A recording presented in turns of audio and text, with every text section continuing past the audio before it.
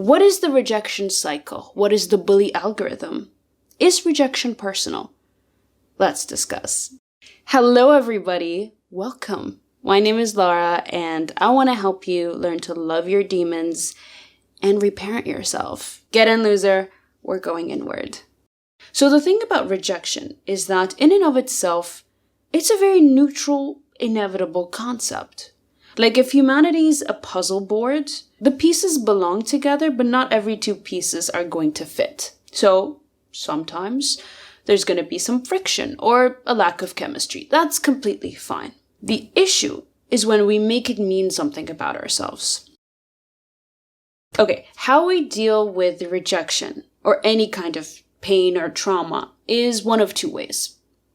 Either we internalize it or we externalize it. Let's take a pretty popular example.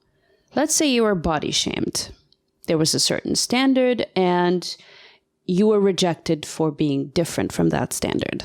So you have one of two options. Either you internalize it, you shame yourself. So you criticize yourself, you're very hard on yourself, and you use all this self-loathing as fuel to change. Or you externalize it. You do unto others what is done unto you. And when it comes to the body shaming example, this could be either when the trends change to your favor. Now, your particular aesthetic is in demand. Ew, I hate these words. Or if you've managed to change, you succeeded to achieve that standard, that arbitrary aesthetic, now you get to shame others for not having it. You pass the torch. You're doing unto others what is done unto you. We're going to call this the bully algorithm. Here's how it works. A child or any individual who's experienced bullying or trauma is going to be one of two things.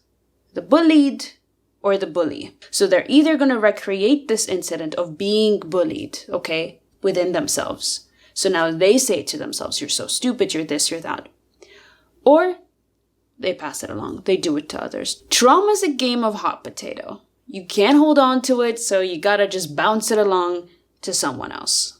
So to explore these themes, we're going to be looking at Niles and Fraiser Crane from the TV show Fraiser. Now, we're going to zone in on one episode specifically, but let's do some context beforehand. Let's start at the beginning. Childhood. Listen, all roads go back to childhood. There's just no way around it. We just gotta go there. So here we have two gifted children, Niles and Fraiser. They're bright, they're curious, they're into things that the other kids are not into, like chess, debate, philosophy, just mental stimulation. And they have a psychiatrist mom who actually nurtures their curiosity. So naturally, these kids don't really fit in with their peers. They are outcasted. They don't have any friends. And oftentimes, they're proper bullied. And actually, a really important thing, these two get into psychology to understand their bullies. Okay, this is all subconscious, but ultimately the motive is to understand why these kids don't like them and why they're being so mean, and to maybe try to influence it, ? Let's put a pin in that one. This is important, and we're going to come back later. So that's kind of their background. This is how they grew up. Constantly being outcasted and being surrounded by people who value different things. They value popularity, dating status, academia's lame, that kind of thing. So fast forward a couple of decades, they're adults.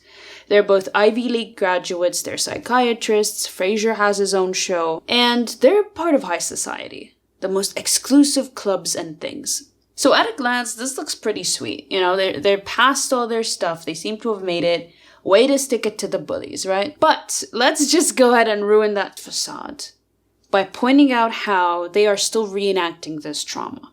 They are externalizing the rejection that they got. This is the equivalent of if you can't join them, beat them. Okay, this episode is kind of like a mini trauma TV because there's just so much going on, but it's all relevant. So let's continue our tour. On to our left, we have rejection. Is this my left? Yeah.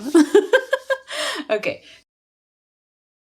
Now, if we're going to make a pie chart, not based on any real numbers, let's say 30% of rejection would be based on preferences. Hey, we're not really clicking. Let's just not. The other 70% comes down to triggers. We don't want to be around people who remind us of what we don't have. Let's take the most obvious example. If you're not in a good place in your life, you're going to immediately struggle to connect with someone who's doing well. Actually, let's take it a step further. You're going to be triggered by them. You're going to be put off. You're going to be like, there's something off about this person. Deep down, because they're reflecting your potential. And you can literally mix and match and apply this to anything. Okay, so I'm going to give you a personal example just to illustrate how this works.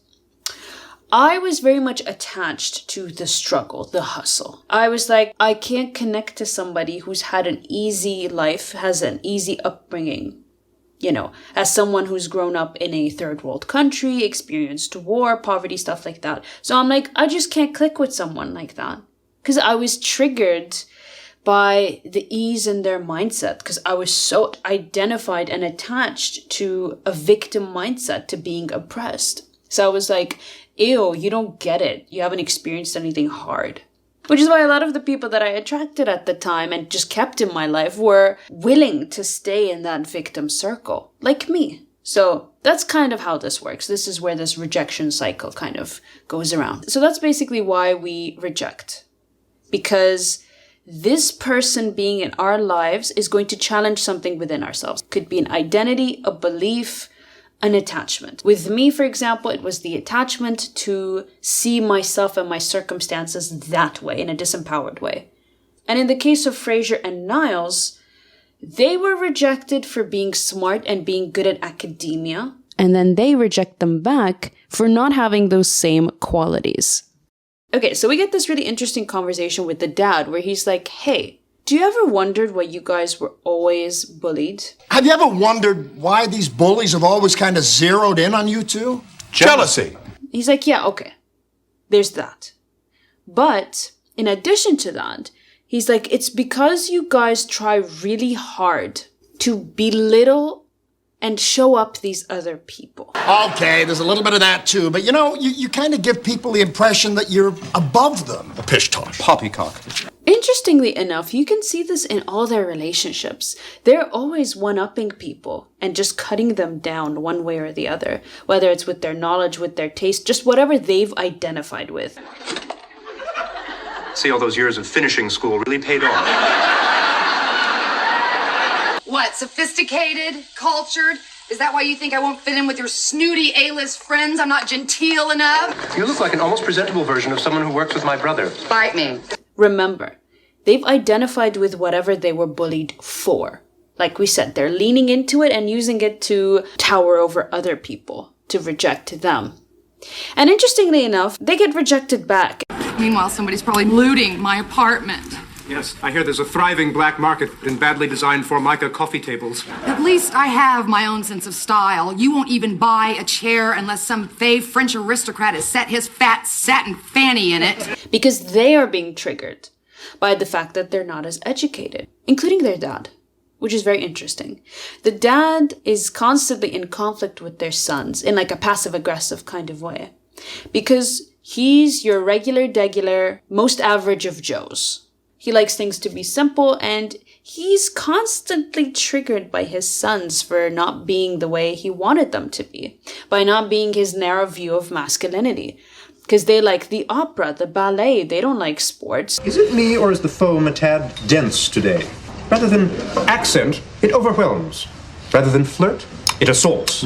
Rather than watching the ball game, I have to listen to this. This is triggering, first of all, his perception of masculinity, but also the fact that he's not as educated as them. He just has his high school degree, and that's fine by him. Okay, so in this episode, they're having a charades role-playing kind of game, and Fraiser asks Niles, who's dressed as his dad, of what his biggest disappointment is. Tell us about your hero's greatest disappointment. No offense, Joe, my kids did not care about baseball. Hell, they didn't care about anything that was important to me. Right, now that's not fair. No, Joe. I'm just saying you and me were regular guys, but not my kids. No, they're too good for that stuff. They got all their fancy degrees, but they never learned how to be regular guys. Interestingly enough, the dad is the first person to reject his sons. Because usually we recreate the relationship and the wounding especially we have with our parents with other people. So the dad is the first person to kind of reject his sons because they trigger him. The episode. Okay, so Fraiser and Niles enroll in an auto repair class. They want to learn to fix up cars because their partners are like, it could be hot. In the beginning, they are just so excited because they love to learn. They're like front of the class, taking notes, being a teacher's pet. Feels good to be back in class again, doesn't it? It's fantastic. My name is Randy, and if you'll take your seats, we'll get started. We're already seated, Randy. Okay, like you could see in this behavior that there's still this desire to be better, to be above, to kind of separate themselves from the rest while looking down at them. On behalf of the class, I would like to say that I feel that we're all a bit anxious. To paraphrase a famous little engine, I think we can. So you can see this rejection bit playing out. So what happens is they suck at this class, at fixing cars. They don't get it. They're not really interested, but they stay because they want to impress their girlfriends and their dad. So they talk to their friend and she's like, why don't you just half-ass it? I mean, that doesn't mean you have to ace it. Just sit there and nod your head a few times and you're home free. And they're like, We have never walked the back alleys of underachievement before, dare we? So we get this really funny scene of them just being complete delinquents. Let's get someone new this time. How about Fraiser?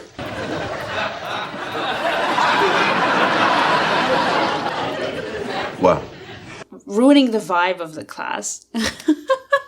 I love this scene. It's actually really fun. It's caused by a leak in the brake line. Did everybody hear that? Her voice was kind of muffled. What with her lips being pressed up against Randy's butt.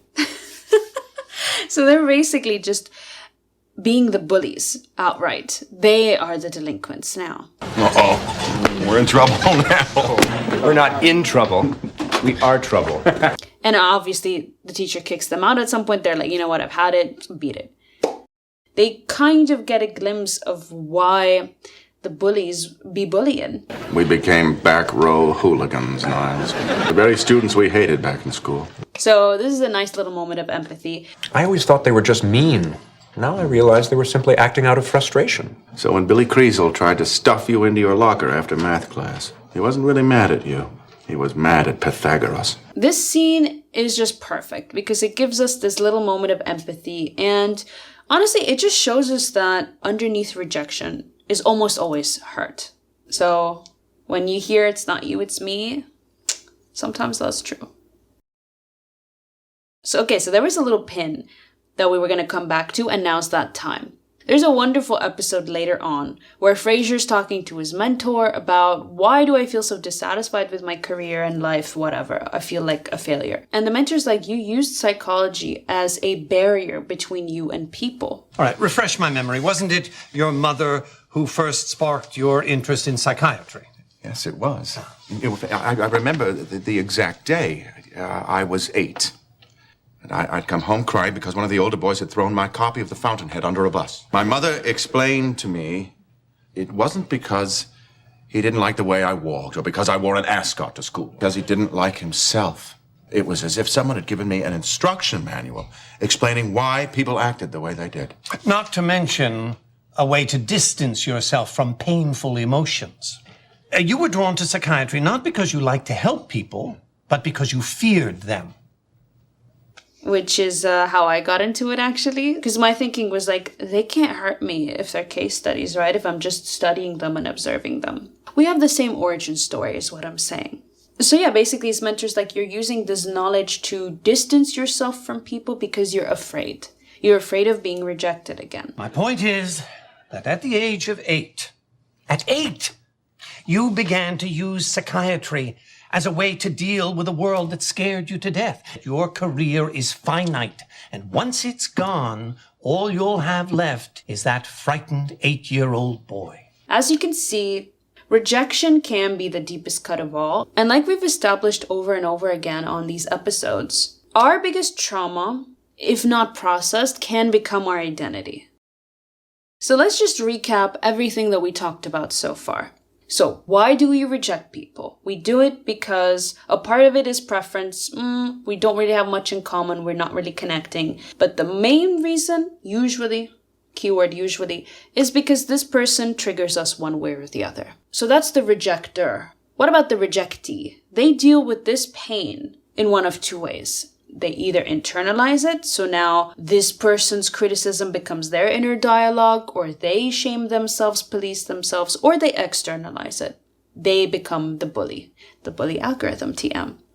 And usually what happens is this creates a rejection cycle. So it's kind of like I'm mean to you and you're mean to me right back. And this just creates this, passive-aggressive relationship that's based on hurt for the both of us. Rejection usually starts in childhood. We are in one way or the other rejected by a caregiver or a key figure in our life, in our formative years. Then we get to recreate these relationships with other people, and like we said, we either internalize or externalize. And if this kind of wounding or trauma goes unchecked and unprocessed, then it can become an identity and shape every aspect of our lives, basically. So once again, this has been Lara. I hope you enjoyed this little deep dive that was supposed to be brief. And I will catch you next time.